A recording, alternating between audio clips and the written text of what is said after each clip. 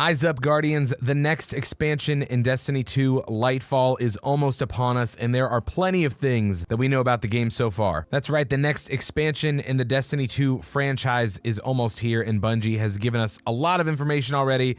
Still a lot of things under wraps, but today we're going to go over all the things that you need to know about this game before you purchase it. Welcome to the Limberzak Gaming channel, your place for friendly, quality gaming content. I have compiled a very large list of things that I think that you should know about before you purchase Lightfall. From major story points to new enemies to new weapons and all the things that are included with your purchase. We're going to be hitting it all, so make sure that you stick around till the end of this video. With that being said, we've got a lot to go through, so let's dive right on in. The new area that we're going to be exploring in Lightfall is known as Neomuna. It is a city on Neptune. It is a human city that is developed in secret during or possibly shortly after the collapse. And as you can clearly see, it's definitely giving a lot of 80s synthwave vibes that are very bright and vibrant. It is definitely a stark contrast to that of, the Cosmodrome, and definitely seems to be featuring a lot of verticality with new areas and buildings that we're going to be able to experience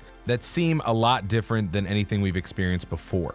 The city of Neomuna is also defended by what are known as Cloudstriders. Cloudstriders are described as being the antithesis of Guardians in that they volunteer to defend rather than being chosen. It is also known that Cloudstriders undergo some sort of technological advancement that gives them a lot of abilities, however, it drastically reduces their lifetime. From what we know, the lifespan of a Cloudstrider is probably around 10 years, and there's typically an older one and a younger one. And it seems from the trailers that we're going to be pairing up with the Cloudstriders pretty early on in Lightfall to defend Neomuna. Now, what exactly are we defending Neomuna from? Well, that would be the return of Callus, who has unleashed an army of enemies upon Neomuna, laying siege. And guys, he looks more intimidating than ever. And Callus is directly working for the Witness, which we've learned a little bit more about from the end of the Witch Queen campaign. And surely we are going to learn a lot more about the Witness as we head into Lightfall and eventually the final shape.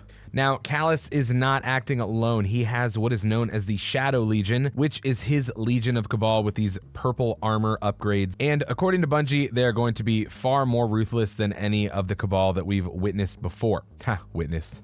That wasn't purposeful, but, it's there anyway. Now, the Shadow Legion are not the only new enemies that we know about that we're going to experience throughout our time with this game, because there are some brand new, very intimidating enemies called Tormentors. They are powerful humanoid entities that are commanded by the Witness. They wield these large scythe-like weapons and can emit a field that suppresses light-based powers. These guys look freaking intimidating, and they don't have a head. So, if they were scary enough, they don't have heads. During our time on Neptune, we also have a sneak peek at a new public event called Terminal Overload. The Shadow Legion and the Vex are conducting an all-out assault on the city, and it is your job to put an end to their destruction in this new public activity that is on Neptune. As of right now, that is the only confirmed new public event that we're getting in Lightfall. That doesn't mean there won't be another one, but that is the only one that is confirmed at this time. Just as we were able to experience the Witch Queen campaign from Legendary the first time we stepped into it, Lightfall will experience the same thing, all with the goal of getting you to be raid ready by the time you are done with the campaign. I'll be honest, guys, the Witch Queen on Legendary was definitely a challenge. Maybe I'm just bad at the game, but it was a challenge for me. So I'm really looking forward to see how they're stepping it up in Lightfall with this Legendary campaign option. And speaking of being raid ready, there is a new raid that is confirmed to be coming on March 10th. The description that we were given for this was also pretty eerie. Ferried from an unknown time and place, a haunting presence has been detected. We must now confront the ancient threat growing at our doorstep. That is all that Bungie has given us so far about this raid, but obviously we will continue to learn more as that date gets closer. Destiny is also returning with a similar season style in Lightfall, just like we've experienced recently, kicking us off with Season 20, which is known as the Season of Defiance. And the only description that we've gotten of that so far is Destiny saying, "Rise, Queensguard, defy the Witness," with this really, really awesome look at this brand new armor with the Queen chilling out in the back. Guys, I cannot wait to get my hands on this armor. Now, what would a new expansion be without the new type of subclass that we're going to experience? And there's a ton to go over in here. And the subclass that we are getting is called Strand. Strand is an elemental manifestation of the darkness in the same way that Stasis is. It is a psychic energy that forms a matrix, an extra dimension that creates a web of threads that underlies reality and connects all things and minds in the universe. This is Destiny's second darkness subclass that's being released. And aesthetically speaking, I think it's the coolest. Now, according to Bungie, the Guardian is the first known user of the Strand. This is going to be a brand new experience. However, there is rumors that the Hive and Erismorn are able to see the strings of the weave. Now, what does Strand mean for every class and each individual class? Well, first off, we have the new Titan subclass, Berserker. Untamed and wild, they leap into harm's way with abandon, manifesting claws to sever their targets from the weave. And we've got a pretty decent breakdown of all the abilities from the Berserker. There is Blade Fury, weave powerful claws and charge the battlefield armed with new light and heavy attacks at your disposal. Frenzied Blade, where you dash at your targets and slash at them with blades of finely honed strand. Into the Fray, where you enhance your armor with woven mail and increase your melee regeneration. And Dranger's Lash, unleash a frontal shockwave which suspends targets caught in the blast. Ever since the first time I saw this, I thought it definitely just looks like Wasabi from Big Hero 6, but I'm not mad about it. Up next, we have the Broodweaver, which I'm going to be honest, probably looks the coolest to me, even though I'm a Titan main. Broodweavers are telekinetic sorcerers that manipulate the weave, even twisting Strand into creatures that do their bidding. Yes, you get mindful servants. The Broodweaver's abilities are Needle Storm, weave a cloud of strand before shattering it, causing a hailstorm of piercing missiles that detonate upon impact. We've also got Arcane Needle, throw a strand needle that tracks your target and unravels them. Weaver's Call, when casting a rift, weave 3 threadlings on the ground in front of you, and Mind Spun Invocation, empower your grenades with additional Broodweaver specific qualities. And finally, the Hunter subclass is called Threadrunner. Masters of lethal grace, the city becomes their playground as they use the weave to dance unscathed amongst their foes. And the Threadrunner's abilities include Silk Strike, combine a grappling hook and rope dart to exploit the battlefield and deftly execute your targets. Threaded Spike, throw a rope dart that damages targets, ricochets, and returns melee energy. Ensnaring Slam, descend upon your targets from above, slamming the ground and suspending them in the blast. And Widow's Silk, grapple more often and create grapple points that you and your fire team can use indefinitely. The Strand definitely seems like a mechanic that's going to add a lot more communication and just potential to do some deadly things in your fire team. Now, when it comes to shared abilities for every single subclass, we've got the Grapple, which you can weave the fabric of reality and unlock new elements of movement, strategy, and speed. You've also got your new grenades, tightly woven threads of utility and destruction imbued with functionality from the weave. And Grapple Melee, you grapple toward an enemy to unleash a powerful strand-empowered melee attack that unravels them. So far, I am a huge fan of how the Strand is looking. Let me know in the comments right now which one of these subclasses you are most looking forward to. Now, it would not be a new Destiny 2 expansion if we did not get some really freaking cool weapons and armor, of which we've got a decent look at some really awesome things coming up. First off, we have the Final Warning, which is a Strand sidearm that can fire out seeking strand projectiles after marking targets and loading in a burst of bullets. This weapon kind of reminds me of the Osteostriga that kind of locks onto things, but in a more sharp manner. Up next is probably the weapon I'm most excited for, is the Deterministic Chaos. It is a void machine that rhythmically applies void debuffs. Every 4th shot is going to weaken enemies, and every 16th shot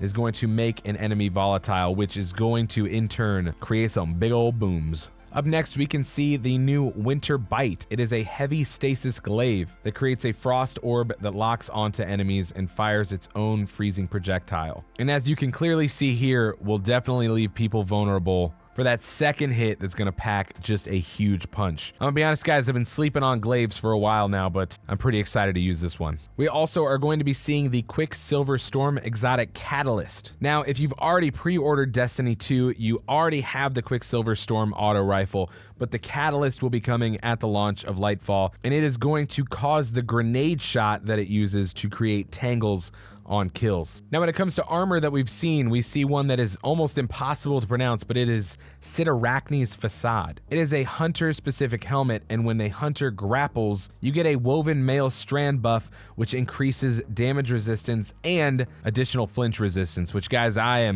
get so annoyed by flinch, so this is definitely going to be a huge win for hunters, in my opinion.